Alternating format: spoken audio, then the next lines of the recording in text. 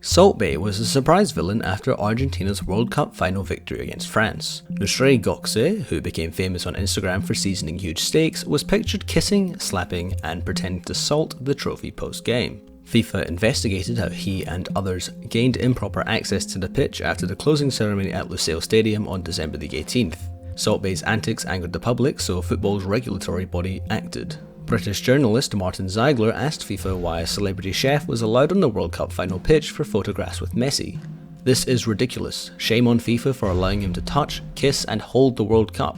Salt Bae drops salt on meat. What is he doing there?" Those are the words that Terry Flewers wrote on Twitter. "And I'm not jealous," he said, anticipating the expected responses. "Anyone with integrity would refuse to do what he did. Unless you're affiliated with Argentina, you don't touch the trophy or crash the party." The trophy can only be held by tournament champions, heads of state and FIFA officials as per the tournament rules. Although social media videos that showed FIFA President Gianni Infantino being given steak by Salt Bae reddened faces at the government body's headquarters. Those offended by Salt Bae's antics can't allege a moral or security breach though. If we look into Salt Bae, his actions weren't all that surprising. Nusret's whole image is about generating a disturbance. You don't need to visit one of his outlandish stores to realise he is trying to cause a stir. His meal is more theatrical than tasty. People visit his nusret eateries for a social media worthy experience, not the food. I've seen folks eat while staring at their phones. Gold steaks are provided because they look more expensive, and each expensive piece of meat is cut and salted in Salt Bae's signature style. It's disgusting to many, but celebrities and football stars love it.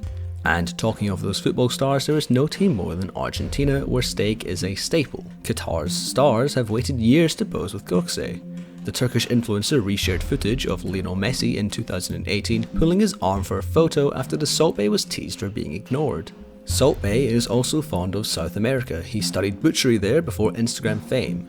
Diego Maradona frequented his restaurants in Dubai when he resided there, and after his passing, Salt Bae locked his favourite table as a sign of respect. The influencer promised the Argentinian team a free supper if they won the final and made sure to attend.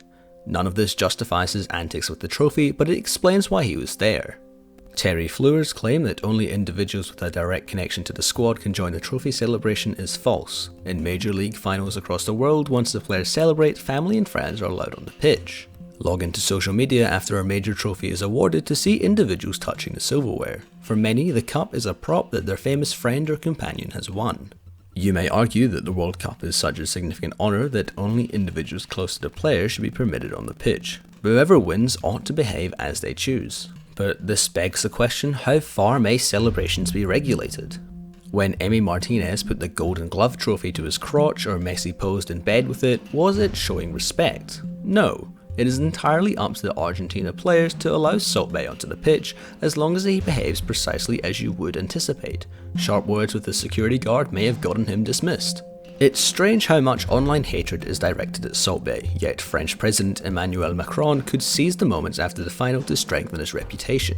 Back in 2018, he pranced about the pitch in the rain and had to have Infantino wrestle the trophy from him after kissing it multiple times. This time, he had his arms around Kylian Mbappe like a wise uncle consoling his nephew after a disappointment. Images beamed around the world, but especially to millions in France, have power beyond football. But nobody cares. A president boosting his brand by gallivanting on the pitch has greater impact than an influencer taking selfies with the trophy. But Macron's antics may have been more tasteful.